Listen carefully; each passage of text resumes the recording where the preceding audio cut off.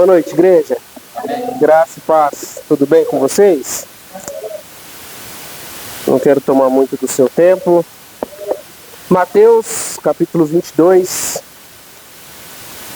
Lá no Novo Testamento, primeiro livro do Novo Testamento. Mateus, capítulo 22.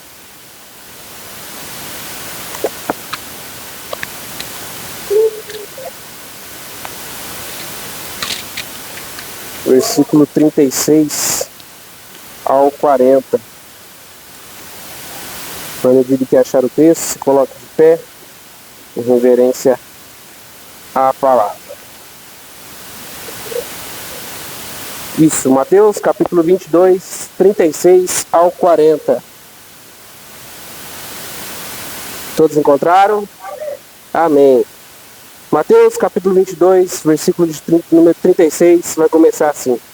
Mestre, qual é o mandamento mais importante da lei de Moisés? Jesus respondeu, ame o Senhor seu Deus de todo o seu coração, de toda a sua alma e de toda a sua mente.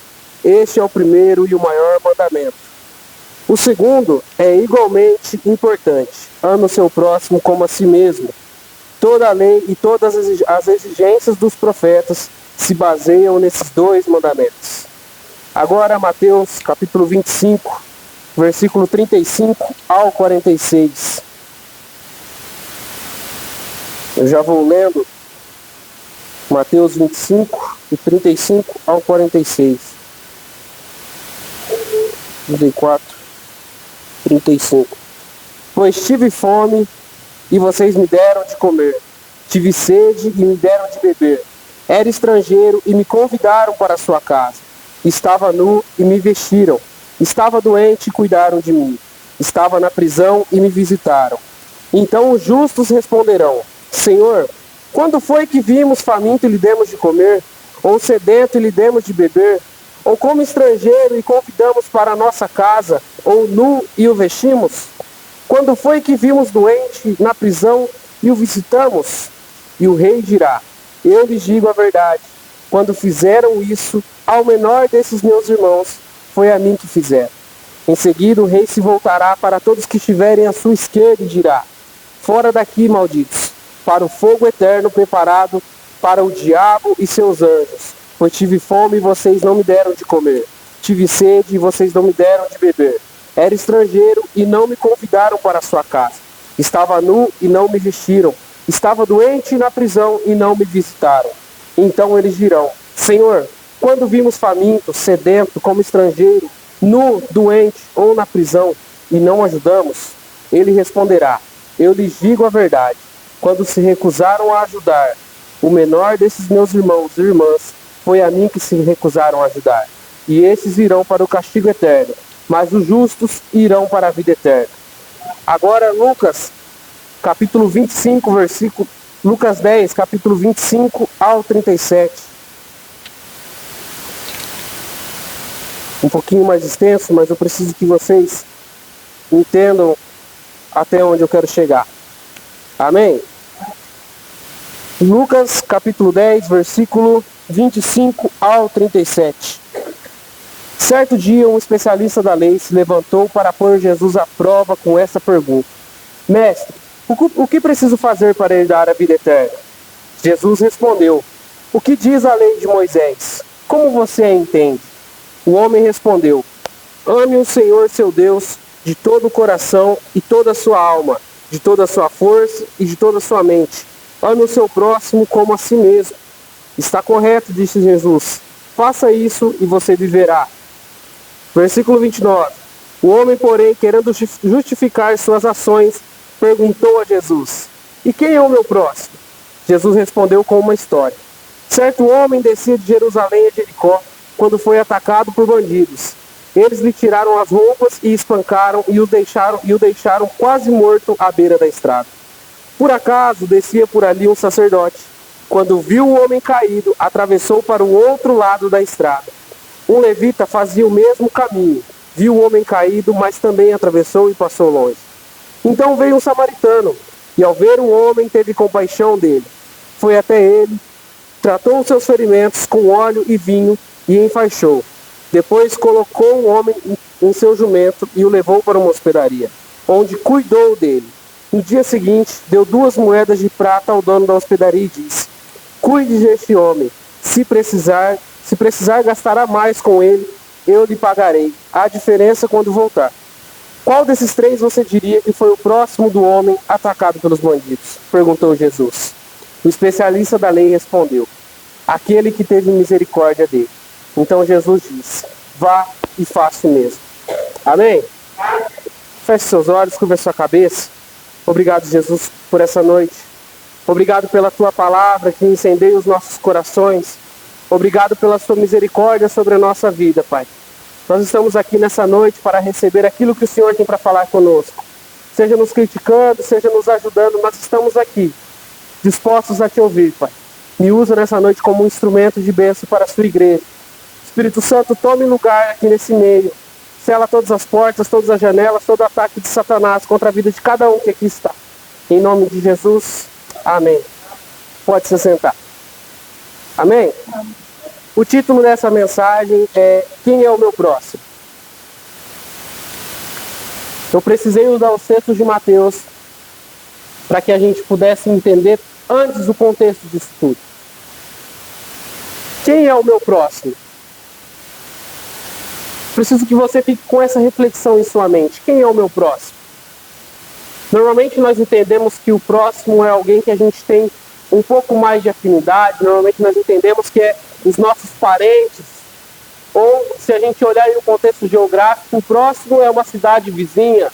O próximo é um bairro que está logo ao lado. O próximo dentro da cidade é um mercado que fica perto da minha casa. Mas nós precisamos expandir isso, principalmente como cristãos. Nós viemos para ser diferentes nessa terra. Nós fomos chamados por um propósito maior do que qualquer coisa que existe nessa terra. E nós precisamos ampliar isso, porque nós precisamos ver quem é o meu próximo. Eu quero deixar isso bem claro no começo da mensagem já. A mensagem fala sobre o bom samaritano. Só que dentro disso daqui, nós podemos encarar que nem todos são bons. Na verdade, ninguém é bom. Nós nos enganamos quando pensamos que nós somos bons o tempo todo. Eu não quero ser hipócrita e erguer as minhas mãos e falar assim: não, eu sou bom. Porque nós não somos bons. Assim como toda a criação de Deus, nós somos feitos de carne, pele e osso, nós somos seres humanos. E nós temos dentro de nós uma natureza pecaminosa. E quando nós dizemos com essa certa arrogância que nós somos bons, nós estamos abrindo uma brecha e nos tornando reféns da carne. O texto do bom samaritano é um exemplo muito claro da compaixão, do amor de Jesus por nós. Lógico, além de todo o seu ensinamento, além de toda a sua caminhada aqui na terra, o texto do bom samaritano deixa muito claro sobre o amor que ele tem por cada um de nós. Nós temos Mateus, Marcos, Lucas e João. E em nenhum deles, apenas em Lucas eu vejo o contexto do bom samaritano. Nós temos os discípulos andando com Jesus e entendendo como era o seu ministério, entendendo Jesus como pessoa, mas nós vemos apenas a parábola do bom samaritano em Lucas.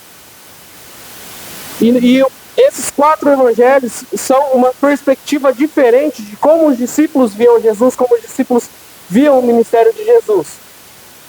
A única coisa que se junta nisso daqui é que a mensagem de Jesus era a mesma para todos.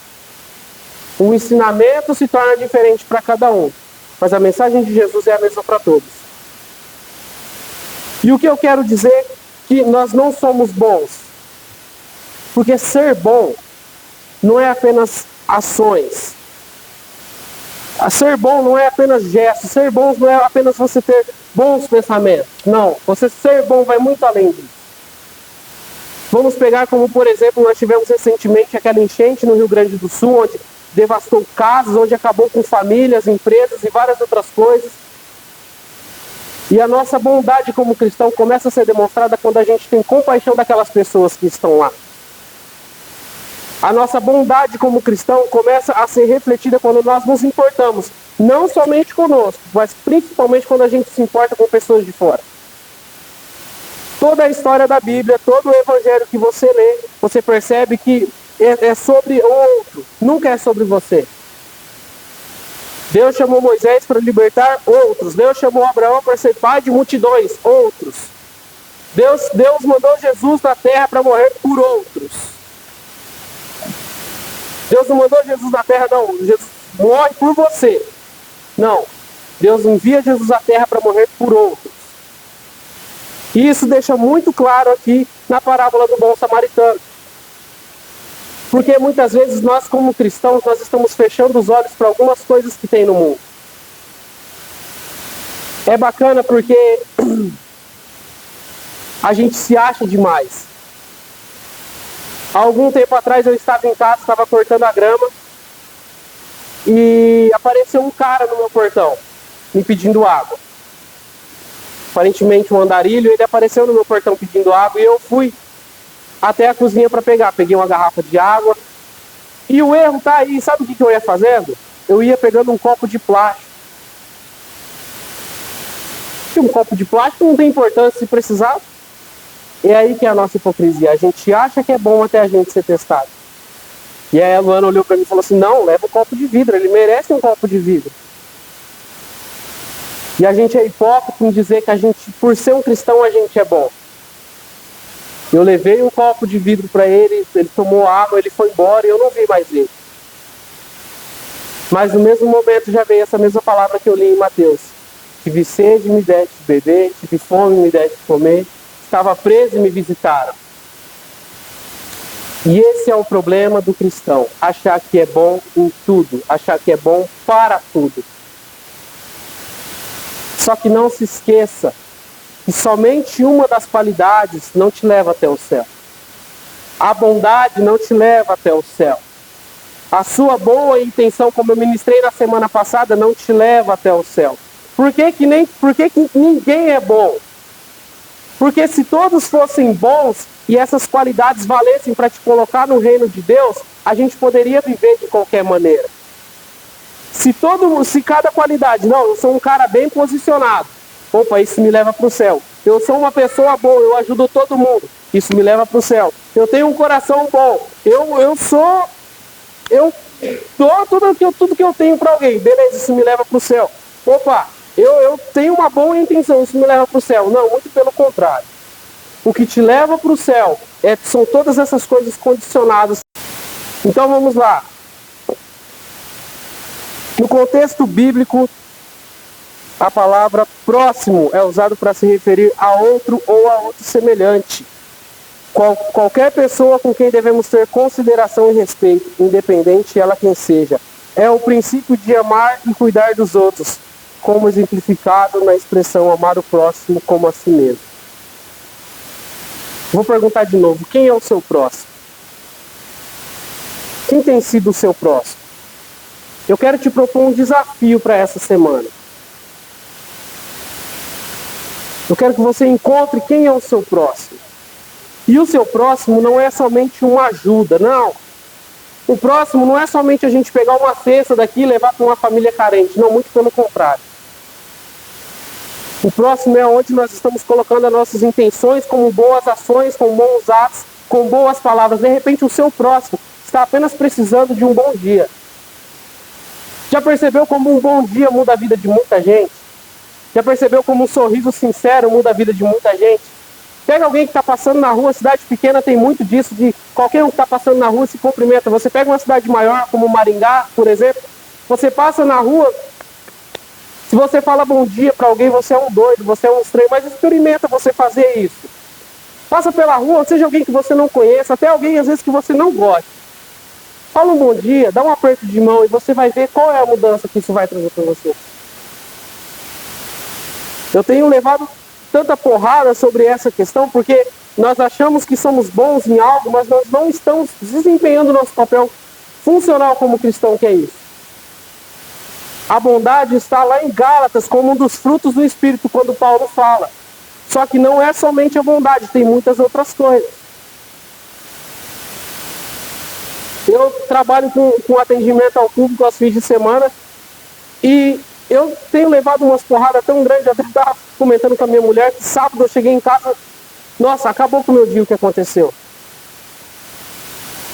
Eu estava trabalhando e uma correria imensa e eu não conseguia parar para nada, nem para tomar um café, e muita gente. E aí eu fui atender um cara num intervalinho que deu ali de uns 10 minutos e eu estava muito estressado. Porque nós somos falhos. Nós temos a nossa natureza pecaminosa. Nós somos feitos de carne. E quando a gente se deixa levar pela carne, nós pecamos quanto a isso.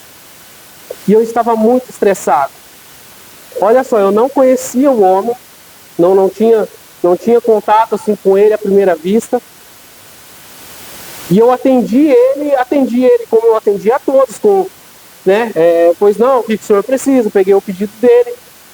E aí no momento que eu terminei de encerrar o pedido dele, ele olhou para mim e falou assim: eu conheço você. E nisso aí já acontece alguma coisa.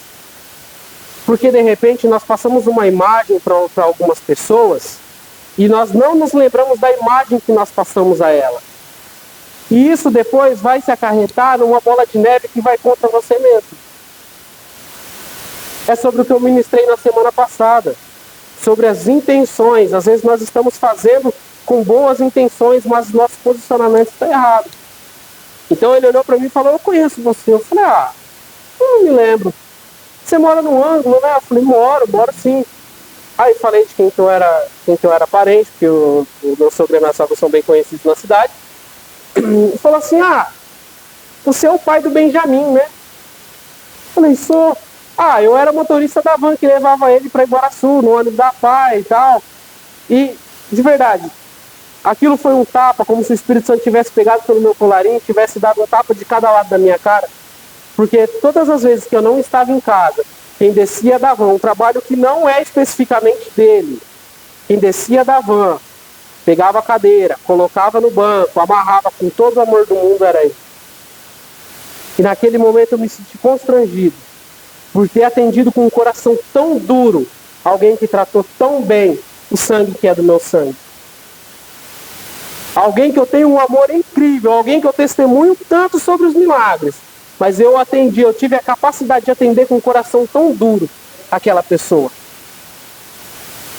E aqui nós temos na parábola do bom samaritano um sacerdote perguntando para Jesus, e eu acredito que essa pergunta aqui era ele querendo se desviar das suas funções.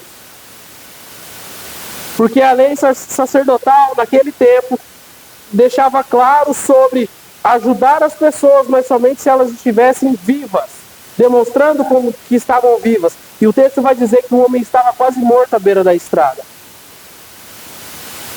E Jesus começa a falar, e no decorrer do texto você vai entendendo que os levitas e os sacerdotes somos nós.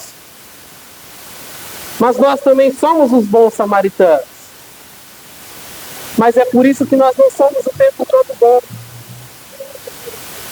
Não é por isso que nós temos o tempo todo o nosso coração voltado para Deus.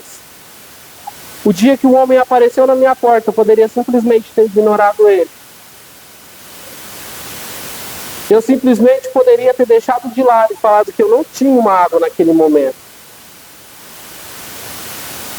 Mas eu decidi ser bom. Só que no mesmo tempo que eu decidi ser bom, eu queria dar um copo de plástico para ele, que era um copo que eu poderia descartar depois, sem problema nenhum. E no mesmo tempo o Espírito Santo incomoda a minha mulher, dá um copo de vidro. E aí você vai lá e entrega, e você depois entende o que o Espírito Santo queria falar com você. Eu venho trazer isso aqui não é simplesmente porque eu sou bom, não. Eu fui muito confrontado por essa palavra e eu trabalho nisso todos os dias. Eu posso ser um ótimo marido para minha esposa. Mas se lá fora eu não tratar bem, não adianta de nada. A minha bondade dentro de casa não adianta de nada fora, lá na rua. Eu por algum tempo já tive um relacionamento mais dificultoso com a minha sogra. E eu venho trabalhando isso devido a um tempo, porque isso estava começando a me prejudicar. É o que eu disse agora, não adianta nada eu ser um bom marido se a família dela não conseguir tratar bem. Como eu já disse em outros cultos, a igreja não precisa de uma solução se ela não pode contar com a sua vida. A igreja não precisa de um pastor aqui levando a unção para vocês. Se lá na casa dele ele não trata bem a mulher, se lá fora ele não reconhece um membro. Então, aqui no texto do Bom Samaritano, nós vamos levar isso para a nossa vida. Nós somos os três, se dependendo em um dia só. Como eu disse semana passada, de boas intenções ou de bondade, o inferno está cheio. Mas a bondade não te leva até o céu. Amém? Amém. O ponto principal desse texto é mostrar a compaixão e a bondade que devem ser oferecidas a todos. Logo no início, o doutor da lei revela uma tentativa de limitar o seu amor ao próximo. Ele buscava a definição que restringisse as suas responsabilidades. Seja sincero, quantas vezes você já negligenciou a sua responsabilidade como cristão? Não estou nem falando de cargo, estou falando como um cristão. Quantas vezes nós negligenciamos sobre isso? Eu, de um tempo para cá, eu comecei a refletir muito sobre o que eu estou fazendo com a minha vida. Há alguns anos atrás, eu perdi um amigo meu de Iguaraçu e eu já estava na caminhada cristã e eu comecei a me perguntar como estava a vida dele. Era um menino jovem, acho que tinha uns 22 anos. E eu comecei a me perguntar como estava a vida dele. De lá, comecei a me perguntar como estava a minha. E de um tempo para cá, começou a ficar mais forte como estava a minha vida. E eu comecei a ver algumas coisas e eu fico assim, como será que está a família? E para tudo isso tem um propósito. Depois que o Benjamin nasceu, a gente descobriu um mundo totalmente diferente. E você vê algumas famílias passando algumas coisas e você fala, nossa, como que está essa pessoa? O que essa pessoa está fazendo da vida? Será que Deus vai alcançar essa pessoa da mesma forma que eu fui alcançado? Será que essa pessoa acredita em Deus ainda? Porque tem algumas coisas na nossa vida que nos confrontam com a nossa realidade e se realmente existe o divino. A gente vê às vezes aqueles mendigos andando na rua e isso nos confronta. Porque é muito fácil nós virarmos as costas para alguém que está nos pedindo dinheiro. Às vezes a gente vê o pessoal senta na beirada assim, das calçadas e colocam os filhos para pedir dinheiro.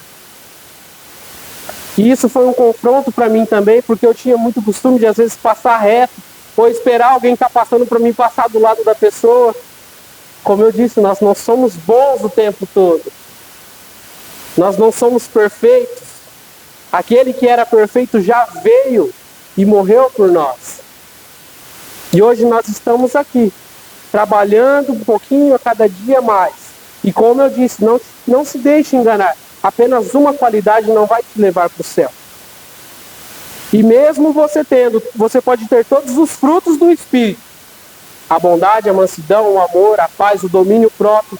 Mesmo assim, isso não é a sua garantia de ir para o céu. Porque em um momento ou outro, por conta da nossa natureza pecaminosa, nós nos deixamos levar pela carne e nos tornamos reféns dela. Então, Jesus é confrontado por esse doutor da lei para ver o que ele iria dizer, porque os outros textos lá atrás vão falar a mesma coisa. Jesus é confrontado pelo doutor da lei, perguntando qual era o maior mandamento. Ame a Deus acima de todas as coisas e ame ao seu próximo como a si mesmo. Sabe o que é mais engraçado nisso tudo? E a gente pode achar que não. Ame ao seu próximo quando a si mesmo. Quando nós estamos negligenciando o nosso próximo, nós estamos negligenciando a nós mesmos. Aquilo que a gente busca é aquilo que nos domina. Negligenciando a nós mesmos. Parece hipocrisia você falar isso. Vou deixar um exemplo bem claro. O meu próximo não tem um carro, mas eu tenho. E porque eu não quero dar carona para o próximo, eu estou negligenciando a mim mesmo. Eu estou negligenciando uma bênção que poderia vir muito mais para frente. Eu me lembro até hoje, muito nítido, a gente nunca teve uma condição melhor e a gente morava muito longe da cidade. Meu pai queria levar a gente numa festinha que estava tendo a gente foi e voltando embora de madrugada. E bem na saída da cidade tinha uma estrada e a gente morava uns 10 quilômetros para frente ainda. Então passou um homem com um Fusca, eu lembro até hoje, era um Fusquinha azul. O homem passou com um Fusca, ele falou assim, onde vocês moram? A gente mora lá pra frente, lá, falou o nome da estrada e tal, o lugar que a gente morava. E aí o homem falou assim, entra aí, eu levo vocês. Tava ele, a mulher dele, não tinham filhos, e já era um casal de idade. E eu me lembro muito nítido disso. E ele levou a gente até em casa. E aí, como sempre, né, puxando assunto, e o meu pai pergunta pra ele, e você onde mora? Não, eu moro lá no comecinho da cidade. Onde você estava, eu moro por lá. Onde você estava, eu morava por lá. Meu pai falou, nossa, você trouxe gente aqui? Quanto que você quer? Quanto que é para pagar? Não, não é nada não. Só trouxe você. Não conheço, não sei quem é, era uma cidade grande. Mas a gente foi o próximo daquele homem. Nós temos aquela coisa de estarmos na estrada e se a gente vê um carro parado, a gente fica com receio. Que a gente tem medo que alguém possa nos assaltar, que possa ser... Pode ser que vai nos assaltar, mas pode ser que o carro esteja quebrado, a gente não sabe se tem uma criança dentro do carro. Por muitas vezes isso começou a passar na minha mente. Eu fui o próximo daquele homem que nos ajudou naquela época. Nós já contamos aqui quando a gente recebeu um pique de R$2.000 de um homem do Japão. Nós fomos o próximo daquele homem. Um homem que não é cristão, um homem que a gente nunca viu na vida, provavelmente nós nunca vamos conhecer. Um homem que simplesmente se simpatizou, teve compaixão da nossa história e decidiu nos ajudar. Percebe que tem muita gente que está lá fora, está entendendo mais esse princípio do que nós que estamos na igreja. Nós começamos a ver grandes homens como Elon Musk, nós temos Jeff Bezos, nós temos, entre outros, que estão faturando milhões, fazendo milhões. Os caras são gênios, mas eles entenderam uma coisa que muitos de nós aqui dentro, que eu não entendi. Que o ajudar ao próximo te traz uma bênção muito maior, mas ganha aquele que dá do que aquele que recebe. Eu lembro quando a gente queria dizimar e a gente não tinha, a gente recebeu uma oferta de R$1.000 que a gente nunca imaginava. E eu tenho certeza que a vida daquela pessoa foi mais abençoada do que nós que recebemos. Disso daí nós começamos a entender um certo princípio. Mais ganha aquele que dá do que aquele que recebe. E dentro do contexto de bondade, às vezes nós estamos sendo hipócritas, pensando que estamos fazendo certo. E a bondade, ela não é uma barganha com outras pessoas, muito pelo contrário. Se você está sendo bom com alguém e você está pensando no que aquela pessoa pode fazer para você depois, isso é uma corrupção. Você é um corrupto. Por que nós temos, durante a eleição, nós temos tantas compras de voto? Porque a pessoa vem até você, se demonstra boa, mas ela está com segundas intenções, e você está com segundas intenções com essa pessoa, e ela compra o seu voto, só que os 4 anos ali foram decididos pelos seus R$50, pelos seus R$100, pela sua carne que ele comprou. Ele é muito bom, mas ele está pensando na recompensa que ele terá depois, que foi o seu voto. A Jaque entrou na política e eu creio que ela teve um pouquinho dessa experiência de entender, de ver como que as coisas acontecem lá dentro. E é triste a gente saber que só entra aquele que fez a barganha. É triste saber que só entra aquele que não entendeu o contexto do que é bondade. Amém? Vamos lá, igreja.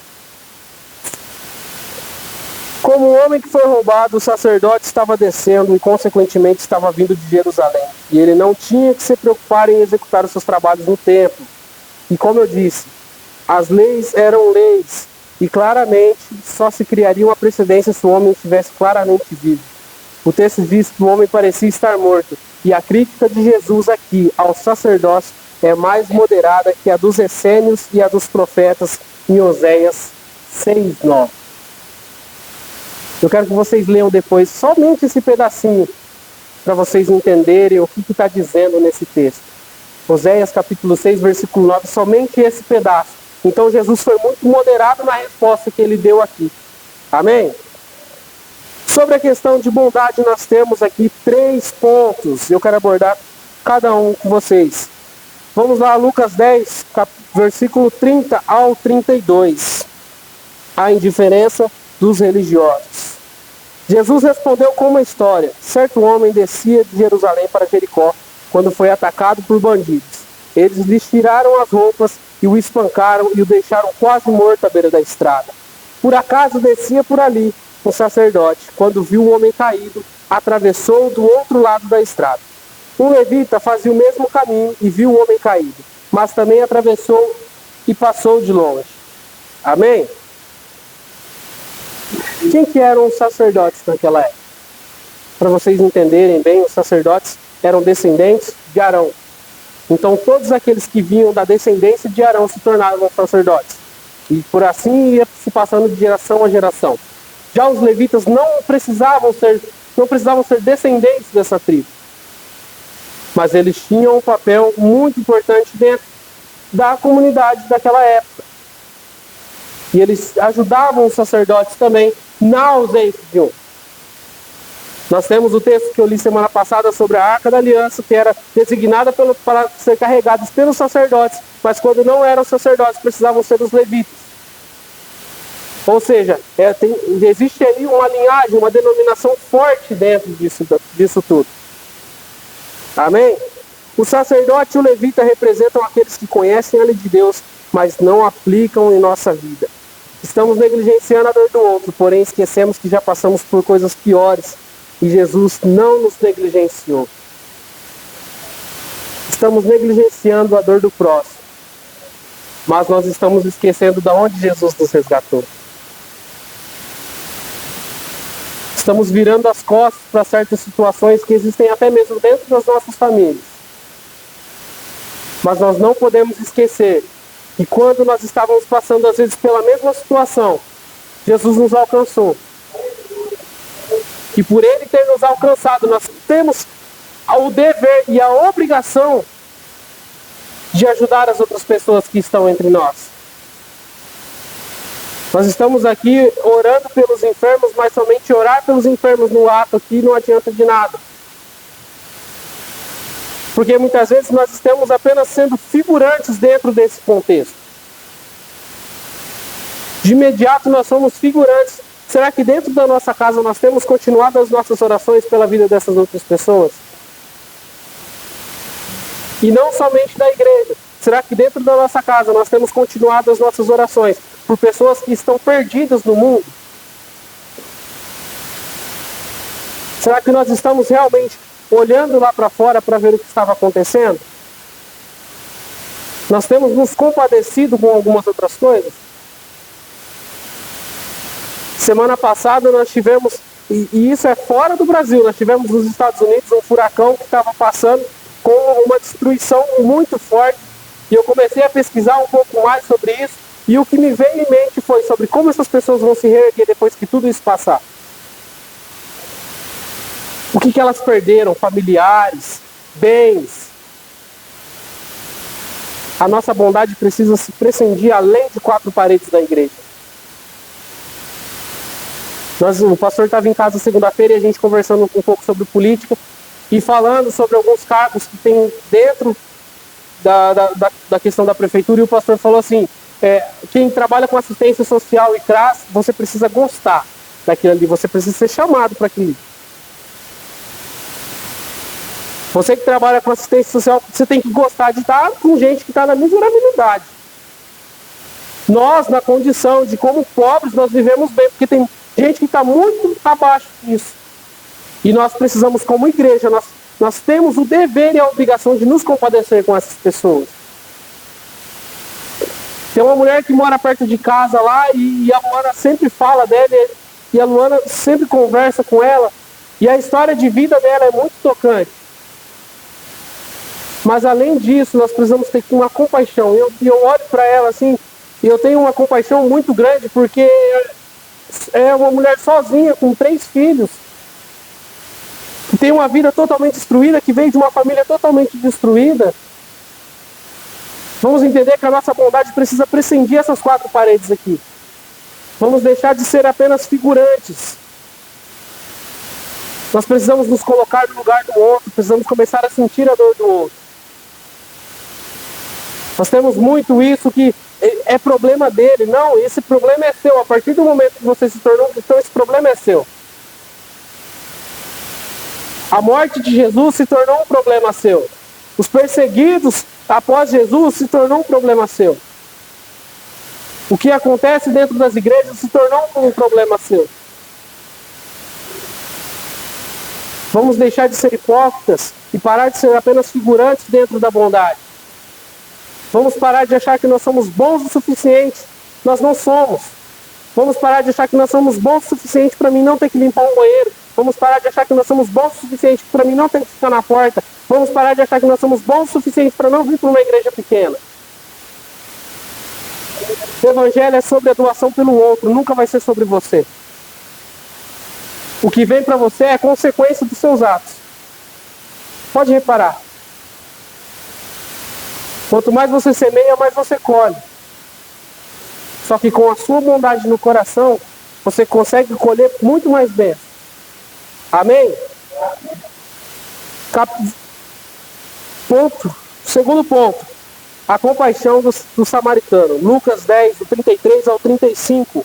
Então veio um samaritano, e ao ver o homem, teve compaixão dele. Foi até ele, tratou dos seus ferimentos com óleo e vinho, e o enfaixou. Depois colocou o homem em seu jumento e o levou para uma hospedaria, onde cuidou dele. No dia seguinte deu 2 moedas para tratá-lo. Deu 2 moedas ao dono da hospedaria, onde cuidou dele. E disse: cuide deste homem, e se você precisar gastar a mais com ele, eu lhe pagarei a diferença quando voltar. Para quem não entende, os samaritanos eram um contexto étnico totalmente diferente dos judeus. Os samaritanos naquela época entendiam que as escrituras, as únicas escrituras sagradas que haviam eram o Pentateuco, que são os 5 primeiros livros da Bíblia. Eles só entendiam que as escrituras sagradas eram somente esses 5 primeiros livros. Tanto é que nós temos no Novo Testamento um questionamento quando Jesus, ele conta a história do bom samaritano, e quando Jesus vai ver a mulher samaritana, porque estava indo totalmente contra o contexto daquela época. Totalmente contra o contexto da lei judaica. Então eles eram vistos como abaixo do que já poderia ser. Então o homem está vindo, eu imagino que ele estava em um dia normal, sem esperar que aquilo acontecesse, e teve de compaixão por alguém que estava caído na estrada. Ele poderia ser mais um, que iria passar do outro lado, que não iria ajudar, porque naquela época os sacerdotes e os levitas acreditavam, os filisteus acreditavam naquela época, que a impureza da carne morta era contraída por alguém que estivesse ali, se apenas relasse naquela pessoa, ou se apenas a sombra daquela pessoa passasse. Então eu acredito que o sacerdote e o levita passaram de longe por conta disso que estava acontecendo, por conta dessa tradição que os filisteus tinham. Mas aquele homem, ele não se importou com isso. Eu acredito que ele conhecia sobre isso e ele não se importou. O óleo era usado naquela época para poder limpar as feridas, e aqui diz que o vinho também foi usado para limpar as feridas. Ele enfaixou aquele homem, colocou em cima da sua cavalgaria e levou até a hospedagem. Chegou lá, ele tratou desse homem, e no outro dia, quando ele saiu, ele ainda deu 2 moedas para o homem e falou assim: cuida dele, e se precisar gastar mais, eu lhe pagarei. Naquela época, o eu lhe pagarei era um contexto de deixa marcado aí que eu vou te pagar. Imagina, Ricardo, alguém chegar lá e falar: ô Ricardo, vende 2 pizzas aí pra mim e eu lhe pagarei. Hoje é diferente, hoje a gente chega, a gente pede para marcar uma coisa e outra, né? Você tem conta. Naquela época, eu lhe pagarei. Isso era um sinônimo de cuida de tudo que precisa aí, eu vou voltar para te pagar. Isso era uma promessa que era feita naquela época. Só que vamos entender sobre a bondade, sobre a gente entender a compaixão. O homem não tinha nada a ver com aquela história. O homem não tinha nada a ver. O judeu estava descendo e ele foi assaltado. E levaram as roupas dele, bateram nele, deixaram ele quase morto. Aquilo ali, por enquanto, era problema só do cara que foi assaltado.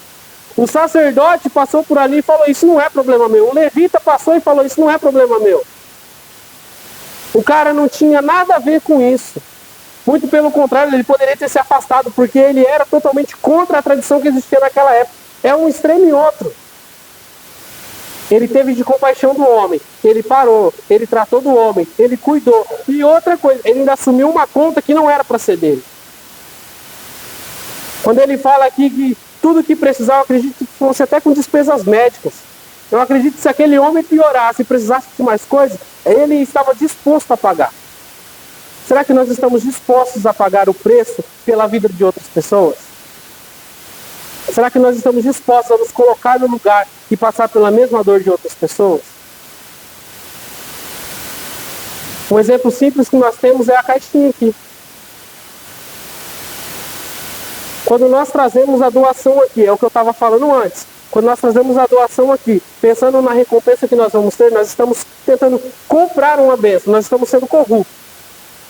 Quando nós trazemos o alimento aqui, você tira e você traz, e você não está nem aí, você se coloca na dor do outro, você fala, eu já posso ter passado por isso. Eu já posso ter tido somente o arroz e o feijão dentro da minha casa. Hoje eu posso pegar e levar, e eu sei que alguma pessoa às vezes nem tem isso. Mas por amor que eu tenho, pela compaixão, por aquele que me amou, que morreu numa cruz por mim, eu tenho o direito e a obrigação de me colocar no lugar do outro e fazer isso com amor e com bondade. Lembrando, como eu disse no começo, a bondade em si não vai te levar até o céu.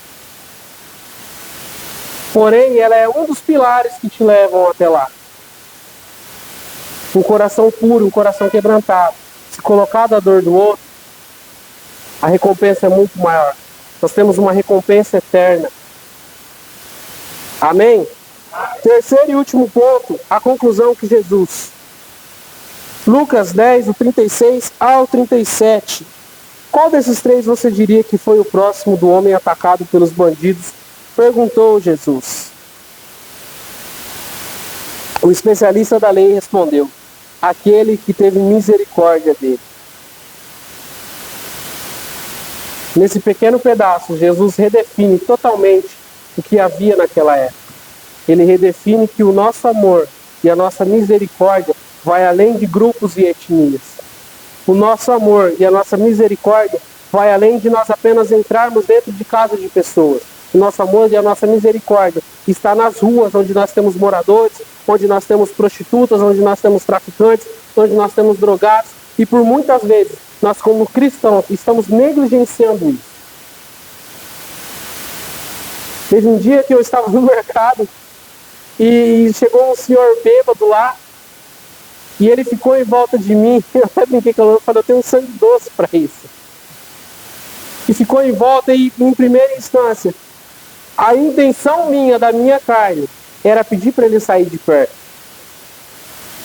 E, pô, o bêbado está conversando com você, tá aquele bafo de cachaça, sem tomar banho, aquela coisa ruim. Mas por um milésimo eu pensei em mandar ele embora. Mas não. Decidi deixar ele ali. Decidi deixar. Eu não sei qual é a história que ele tem. Eu não sei qual é a dor que ele carrega. Eu não sei qual é o trauma que ele tem. Eu não sei por que ele está ali. O meu papel como cristão é me colocar no lugar dessa pessoa e começar a entender o porquê desse motivo. A gente olha, às vezes, moradores de rua, eu estou deixando claro para fora, porque nós temos muito dentro das casas, mas nós vemos muito isso na rua. E é muito fácil a gente negligenciar isso na rua. Às vezes a gente vê um morador de rua e você acha, o cara está ali por opção. Ah, é refém da sociedade. Existe muita coisa por trás disso daí. São espíritos que estão deixando essas pessoas ali. E quando você vê assim, a pessoa fala, eu gosto de morar na rua. Cara, está dominado pelo diabo isso daí. E o nosso dever como cristão é nos colocar no lugar dele. E entendermos. Um dia no jogo de futebol, tem um menino lá que ele é um pouco mais ignorante. E tudo ele ranheta. E chegou um momento assim que eu olhei para ele, eu tive compaixão dele, eu falei, às vezes o cara é desse jeito, é porque ele deve ter algum trauma guardado dentro dele. Sabe, aquele tipo de pessoa que quando chega perto ninguém quer ficar junto? Aquele tipo de pessoa que ninguém quer ter contato, aquele tipo de pessoa que ninguém quer numa roda de conversa?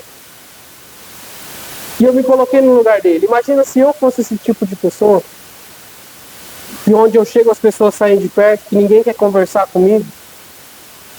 Eu me coloquei no lugar dele e comecei a imaginar se ele poderia ter algum trauma de infância. Como ele é tratado, como ele foi criado, o que aconteceu na vida dele para que ele fosse daquele jeito. Nem sempre nós somos bons, mas nós precisamos entender que Deus vai nos colocar em devidos momentos em que isso vai ser testado por nós. Como cristãos, nós somos um livro que o mundo lê. Quando nós estamos negligenciando esse tipo de pessoas, nós estamos negligenciando a nós mesmos. Quando nós estamos negligenciando a ajuda para alguma pessoa que está de fora, ou até mesmo da nossa família, nós estamos negligenciando a ajuda que nós mesmos precisamos. Em tudo existe um propósito, em tudo existe um tratamento. E eu encerro essa ministração perguntando para vocês, quem é o seu próximo? Eu quero que durante essa semana, esse final de semana, eu quero que você comece a refletir quem tem sido o seu próximo. De repente alguém que você vê na rua, de repente de alguém que você sabe que está precisando, é um parente, é um amigo. Quem tem sido o nosso próximo? Onde Jesus está pedindo para que a gente vá? Será que nós estamos desempenhando o nosso verdadeiro papel no que nós fomos chamados? Como pequenos cristãos? Como extensão daquilo que Deus fez, como extensão daquilo que Cristo fez? Se coloque de pé. Vamos nos perguntar. Efésios 4:32 vai dizer assim: antes, sejam bondosos e compassivos uns com os outros, perdoando uns aos outros, como também Deus perdoou em Cristo. Feche seus olhos, comece a se questionar, comece a se perguntar quem é o seu próximo.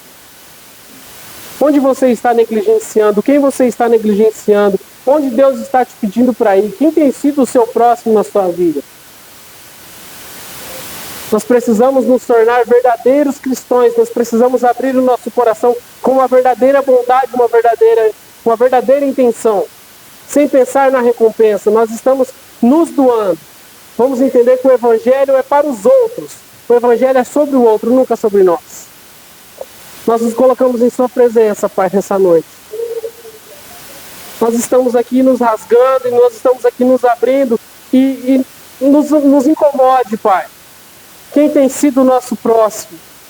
Nos incomode em questões que às vezes nós achamos fúteis e nós estamos negligenciando aquilo que o Senhor fez. Nós queremos entender verdadeiramente o mandamento, Pai. Amar o Senhor acima de todas as coisas e amar ao próximo como eu amo a mim mesmo. Nos constranja diante de algumas situações, Pai. Se necessário, nos ajuda e toca lá no nosso íntimo para que nós possamos começar a entender quais são as vontades do outro, o que está acontecendo com o outro, Pai. Nós queremos parar de ser egocêntricos e achar que tudo está ligado a nós. Nós queremos nos doar mais por outras pessoas. Nós queremos ajudar mais outras pessoas, Pai. Em nome de Jesus, assim como o Senhor nos encontrou, nós estamos aqui para ser uma extensão daquilo que o Senhor é. E levar a sua palavra até aqueles que precisam, Pai. Não nos deixe virar as costas para aquilo que é nítido. Nós estamos aqui para fazer o nosso trabalho como cristão. Em nome de Jesus. Amém. Aleluia.